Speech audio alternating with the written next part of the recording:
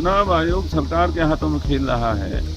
उसके पास मना करने के पास अलावा और चारा भी क्या है। बीजेपी को बताना चाहिए कि हरियाणा में अगर वो चुनाव जीत रहे थे तो 10 उम्मीदवारों की जमानत क्यों जब्त हुई। उनके 10 उम्मीदवारों की जमानत जब्त हुई है।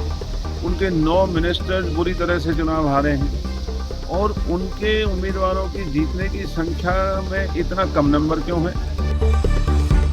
हरियाणा विधानसभा चुनाव में मिली अप्रत्याशित हार ने कांग्रेस को ऐसा झटका दिया है कि पार्टी अब तक इससे उबर नहीं पाई है। हार पर दिल्ली से लेकर चंडीगढ़ तक मंथन का दौर जारी है। प्रदेश कांग्रेस के नेता अब भी नतीजे मानने को लेकर तैयार नजर नहीं आ रहे। उनका कहना है कि बीजेपी ने बड़े पैमाने पर धांधली कर चुनाव जीता, जिसमें उसे चुनाव आयोग का पूरा साथ मिला। हार के कारणों का पता लगाने के लिए पिछले दिनों गठित 8 सदस्यीय कमेटी की शनिवार को फिर दिल्ली में तेलंगाना कांग्रेस के वरिष्ठ नेता उत्तम कुमार रेड्डी के आवास पर बैठक हुई, जिसमें कमेटी के अध्यक्ष करण दलाल के अलावा हरियाणा कांग्रेस प्रभारी दीपक बाबरिया भी शामिल हुए। बैठक में जाने से पहले पूर्व मंत्री करण दलाल ने चुनाव आयोग के साथ साथ बीजेपी पर भी जमकर निशाना साधा और उनसे कुछ तीखे सवाल किए। आज हमारे महासचिव माननीय श्री दीपक बाबरिया जी, हमारे पार्टी के सह सचिव उनके साथ श्री जितेंद्र बघेल जी और जिन हमारे हारे हुए उम्मीदवारों ने चुनाव याचिकाएं दायर की हैं, उन सब को आज बैठक में बुला करके कानूनी मंथन हम करने जा रहे हैं।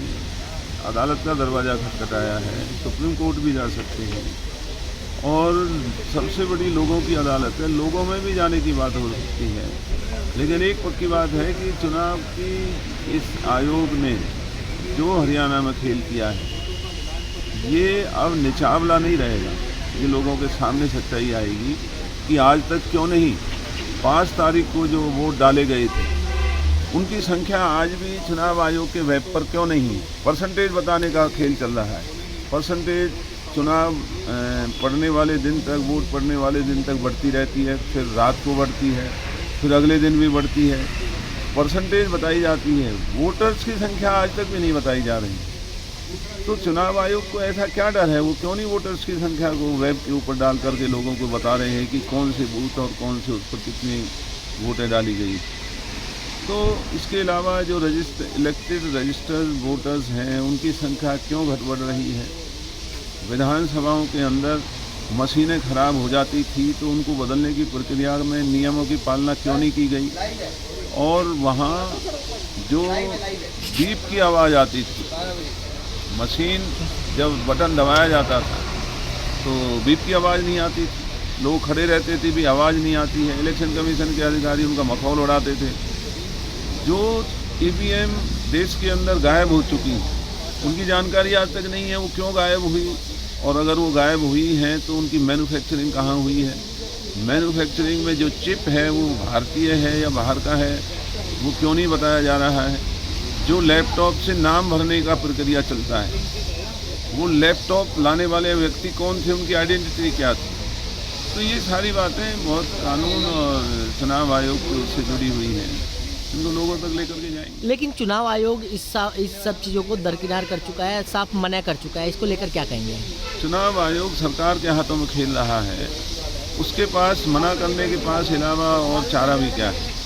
चुनाव आयोग को बहुत बड़ी सुरक्षा मिली हुई है, जैसे कि बड़े बड़े अधिकारियों को, प्राइम मिनिस्टर, मुख्यमंत्रियों को मिलती है। अगर वो गुनहगार नहीं है तो उनको सुरक्षा तंत्र मुहैया कराने की ज़रूरत क्या है, क्या उनको खतरा है, और वो क्यों नहीं चुनाव प्रक्रिया के नियमों की पालना ठीक तरीके से कर रहे हैं।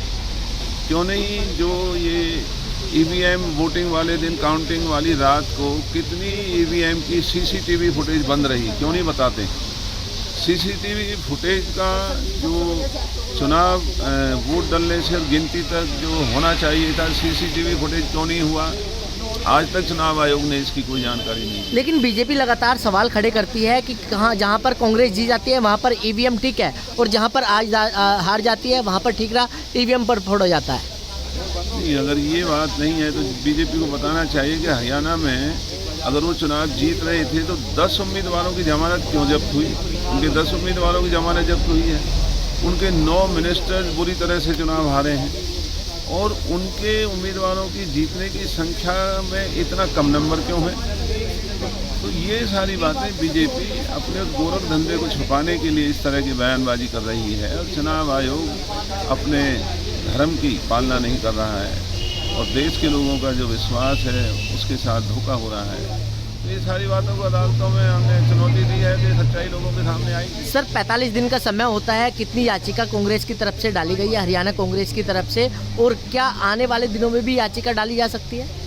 जी यकीनन जो भी तथ्य हमारे सामने आएंगे, चुनाव याचिका का समय निकल चुका, लेकिन जो और इनके जो गोरख धंधे हमारे सामने आएंगे उनको याचिकाएं डाल के कभी भी उनको चुनौती दी जा सकती है।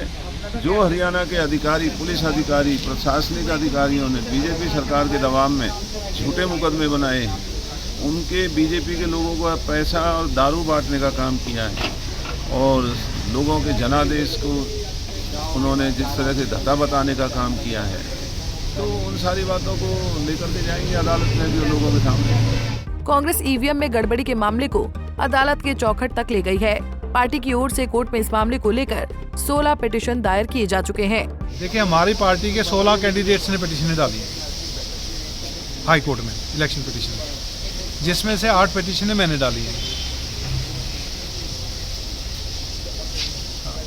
मैं केसी भाटिया लीगल का हरियाणा प्रदेश का चेयरमैन भी हूं और इस कमेटी का कन्वीनर भी हूं। तो ये पिटीशनें जो डाली हैं हम इसके बारे में ही डिस्कस करने वाले मीटिंग। क्या डिस्कस इस बैठक में होगा अगर बात करें तो? देखिए, जो ग्राउंड्स लिए हैं हमें उसमें क्या हेल्प मिल सकती है, क्या फीडबैक मिल सकता है, तो जिन ग्राउंड के ऊपर हमने पिटीशन डाली है उसके हम एविडेंस हमें चाहिए, तो वो एविडेंस जो हमें कुछ हमारे पास है, कुछ आपस में डिस्कस करके वो निकाली जा सकती है बात। क्या उसके बाद सुप्रीम कोर्ट का भी रुख किया जा सकता है? देखिए, बहुत पिटीशन में टाइम काफ़ी लगता है, तो वो कल का हम क्या कह सकते हैं, कल को क्या होगा, अगर कोई ज़रूरत पड़ेगी तो वो भी करेंगे। बता दें कि हरियाणा में हुई हार की समीक्षा के लिए इससे पहले आलाकमान द्वारा भी एक कमेटी गठित की गई थी, जिसने कांग्रेस के सभी हारे हुए उम्मीदवारों से बात कर रिपोर्ट सौंपी, लेकिन अभी तक उसे सार्वजनिक नहीं किया गया।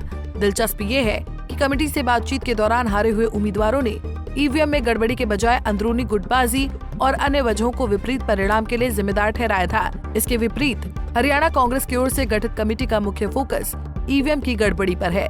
दिल्ली से कमल कंसल, पंजाब केसरी टीवी। हमसे जुड़े रहने के लिए हमारे YouTube चैनल को सब्सक्राइब करें और नई वीडियो की नोटिफिकेशन के लिए बेल आइकॉन को दबाएं। अगर आप ये वीडियो Facebook पर देख रहे हैं तो लाइक जरूर करें और ज्यादा से ज्यादा शेयर करें। धन्यवाद।